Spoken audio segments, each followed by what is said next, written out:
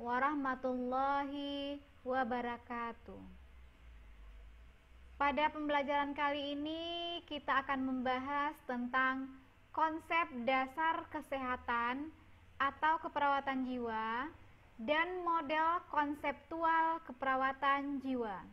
Tujuan pembelajarannya adalah diharapkan mahasiswa mampu memahami konsep dasar kesehatan atau keperawatan jiwa dan mahasiswa mampu memahami model konseptual keperawatan jiwa. Kita bahas tentang konsep dasar kesehatan dan keperawatan jiwa terlebih dahulu. Pengertian sehat, kesehatan jiwa, dan keperawatan jiwa. Sehat adalah suatu keadaan sempurna, baik fisik, mental, dan sosial, serta bukan saja keadaan terhindar dari sakit maupun kecacatan. Ini definisi sehat menurut WHO. Kemudian kesehatan jiwa adalah suatu kondisi di mana seseorang, individu dapat berkembang secara fisik, mental, spiritual, dan sosial sehingga individu tersebut menyadari kemampuannya sendiri, dapat mengatasi segala bentuk tekanan, dapat bekerja secara produktif, dan mampu memberikan kontribusi untuk komunitasnya. Sedangkan keperawatan jiwa adalah suatu bidang spesialisasi praktek keperawatan yang menerapkan teori perilaku manusia sebagai ilmunya dan penggunaan diri sendiri secara terapeutik sebagai kiatnya. Praktek keperawatan jiwa terjadi dalam konteks sosial dan konteks lingkungan. Konsep sehat sakit jiwa menurut Andayani 2014, dalam keperawatan jiwa terdapat konsep sehat sakit jiwa yang terdiri dari 3. Yang pertama adalah sehat jiwa, yang kedua adalah masalah psikososial, dan yang ketiga adalah gangguan jiwa. Berikut bisa dilihat pada slide rentang sehat sakit kesehatan jiwa, di mana terdapat garis rentang, di satu sisi adalah respon adaptif, di sisi seberangnya adalah respon maladaptif. Di antaranya itulah berada masalah psikososial. Pada respon adaptif, seseorang individu berada pada sehat jiwa dengan cirinya pikiran logis, persepsinya akurat, emosi konsisten, perilaku sesuai, sedangkan hubungan sosialnya memuaskan. Kemudian respon maladaptifnya terjadi gangguan jiwa. Di antaranya ada waham, kemudian halusinasi, ketidakmampuan mengendalikan emosi, kekacauan perilaku, dan isolasi sosial. Di antara rentang adaptif dan maladaptif ada yang namanya masalah psikososial. Itu berada di antara kedua respon tersebut. Cirinya adalah pikiran kadang menyimpang, kemudian ilusi, kemudian reaksi emosional, kemudian perilaku kadang tidak sesuai, serta menarik diri. Selanjutnya kita bahas satu persatu. Yang pertama, sehat jiwa. Sehat jiwa adalah suatu kondisi mental yang sejahtera yang memungkinkan hidup harmonis dan produktif sebagai wujud kualitas hidup pada semua segi kehidupan manusia. Jadi artinya orang yang sehat jiwa itu dia sejahtera, kemudian produktif dalam segala aspek kehidupannya. Ciri-ciri sehat jiwa itu seperti apa? Yang pertama, bersikap positif terhadap diri sendiri. Kemudian mampu tumbuh, berkembang, dan mencapai aktualisasi diri. Yang ketiga, mampu mengatasi stres atau perubahan pada dirinya. Yang keempat, bertanggung jawab terhadap keputusan dan tindakan yang diambil. Yang kelima, mempunyai persepsi yang realistis dan menghargai perasaan serta sikap orang lain. Yang terakhir, mampu menyesuaikan diri dengan lingkungan. Ini secara garis besar ciri dari sehat jiwa.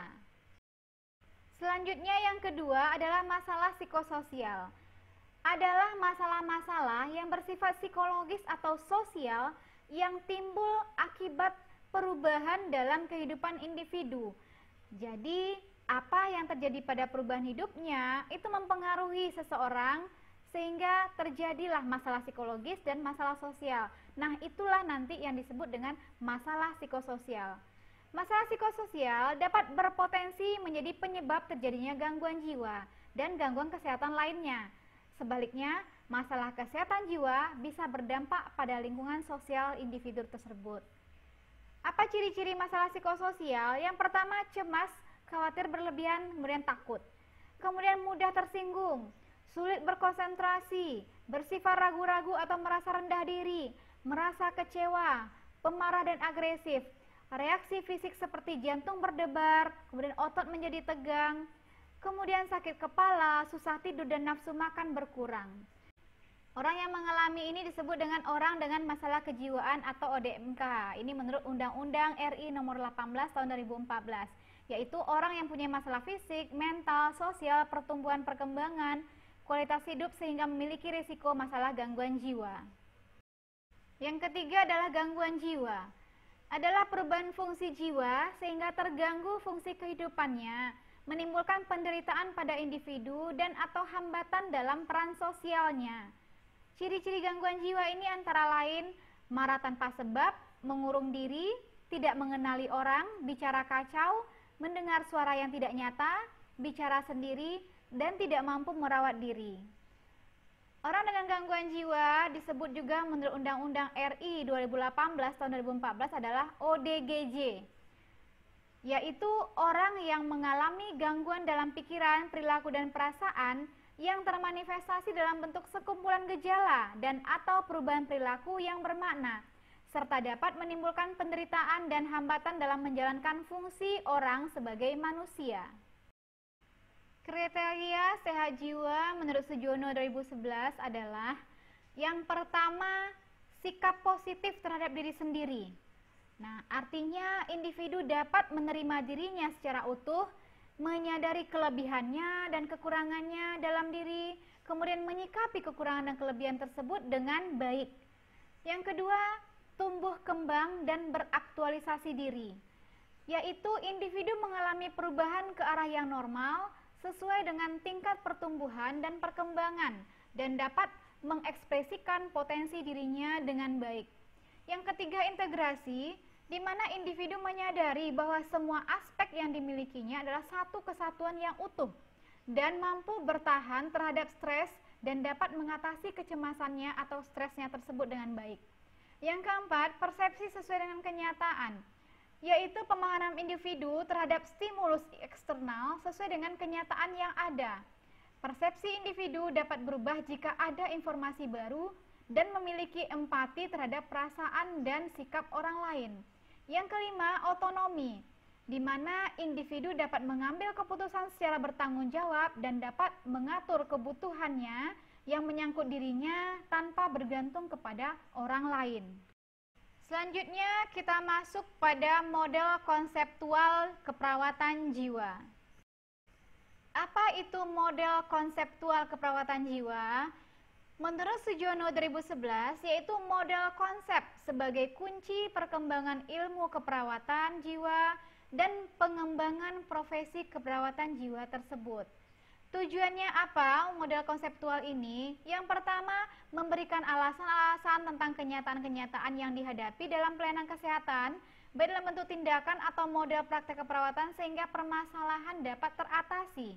Yang kedua, membantu para anggota profesi untuk memahami berbagai pengetahuan dalam pemberian asuhan keperawatan dan berikan dasar dalam penyelesaian berbagai masalah keperawatan yang terjadi pada pasien. Yang ketiga, membantu proses penyelesaian masalah dalam keperawatan dengan memberikan arah yang jelas bagi tujuan tindakan keperawatan sehingga segala bentuk dan tindakan dapat dipertimbangkan. Yang terakhir, memberikan dasar dari asumsi dan filosofi keperawatan sehingga pengetahuan dan pemahaman dalam tindakan dapat terus bertambah dan berkembang. Jadi dapat disimpulkan bahwasanya model konseptual keperawatan jiwa ini adalah suatu model yang kita gunakan membantu pasien mengatasi masalah-masalahnya supaya pasien menjadi selesai persoalannya dan masalah keperawatannya menjadi teratasi. Berikut ada 6 model konseptual keperawatan jiwa. Yang pertama adalah psikoanalitikal yang dipaparkan oleh Freud, Erikson. Kemudian yang kedua, interpersonal model yang dikemukakan oleh Sullivan dan Peplau. Yang ketiga, sosial yang dikemukakan oleh Kaplan dan Szasz. Yang keempat, eksistensi yang dikemukakan oleh Ellis dan Roger. Yang kelima, supportive therapy yang dikemukakan oleh Warman dan Rockland. Yang keenam, medical yang dikemukakan oleh Meyer dan Kraepelin. Ini adalah 6 di antara berbagai macam model konseptual dalam keperawatan jiwa. Kita akan bahas satu persatu selanjutnya. Psychoanalytical model yang dikemukakan oleh Freud dan Erikson. Nah, bisa dilihat pada gambar. Gambar di atas itu adalah Sigmund Freud dan yang di bawah adalah Erikson. Menurut teori psikoanalitikal ini, gangguan jiwa terjadi bila ego atau akal tidak berfungsi dalam mengontrol id atau kehendak nafsu atau insting. Jadi gangguan jiwa terjadi bila ego dan id tidak berfungsi dengan baik. Kemudian ketidakmampuan seseorang dalam menggunakan akalnya atau ego untuk memenuhi tata tertib, peraturan norma, dan agama akan mendorong terjadinya penyimpangan perilaku. Kemudian faktor penyebab lain bisa menimbulkan konflik intrasikis, terutama masa anak-anak, sehingga menyebabkan trauma berbekas pada masa dewasa. Proses terapinya berdasarkan model psikoanalitik ini adalah menggunakan metode asosiasi bebas, di mana bebas melakukan imajinasi, persepsi menurut masing-masing individu, dan analisa mimpi. Transferen untuk memperbaiki traumatik masa lalu, misalnya menggunakan metode hipnotis, yaitu dengan membuat tidur klien. Dan peran perawat adalah menggali traumatis masa lalu, klien akan mengungkapkan pikiran dan mimpinya, kemudian terapis berupaya menginterpretasikan pikiran dan mimpi pasien. Selanjutnya, model interpersonal yang dipaparkan oleh Sullivan, itu seperti gambar di samping, itu Mr. Sullivan, kemudian yang di bawah adalah Peplau, Mrs. Peplau.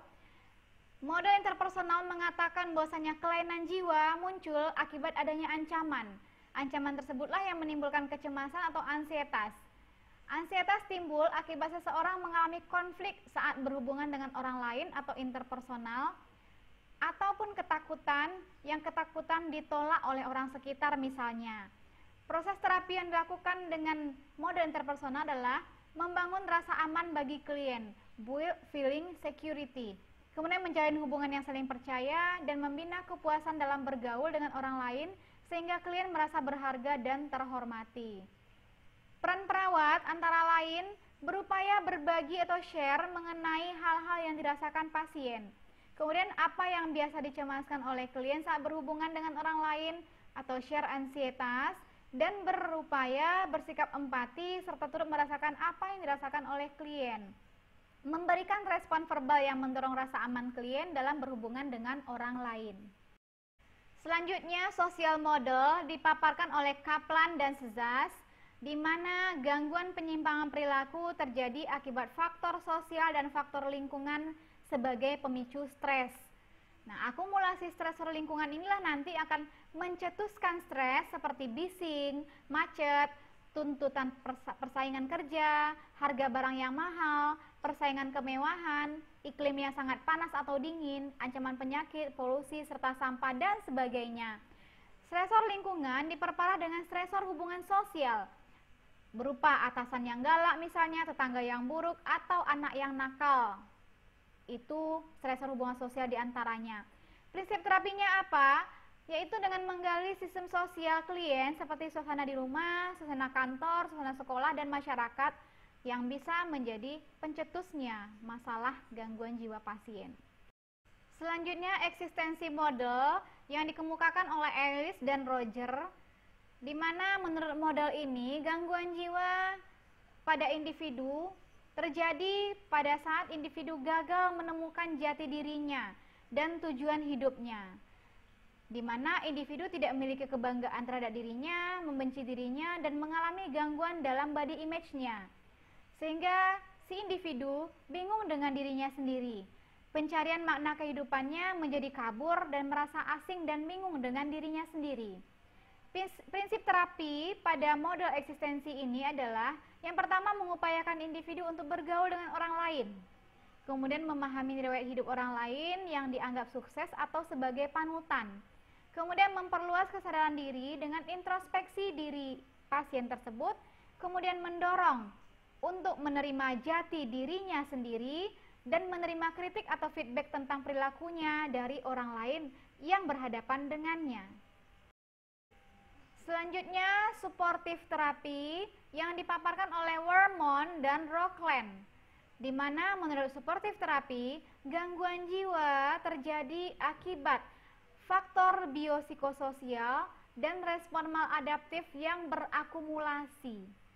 Aspek biologi yang dapat menjadi masalah adalah seperti sakit mah, batuk-batuk, dan lain sebagainya terkait dengan sakit yang fisik. Kemudian yang kedua, aspek psikologis yang dapat menjadi keluhan atau masalah adalah mudah cemas, kurang percaya diri, ragu-ragu, dan pemarah.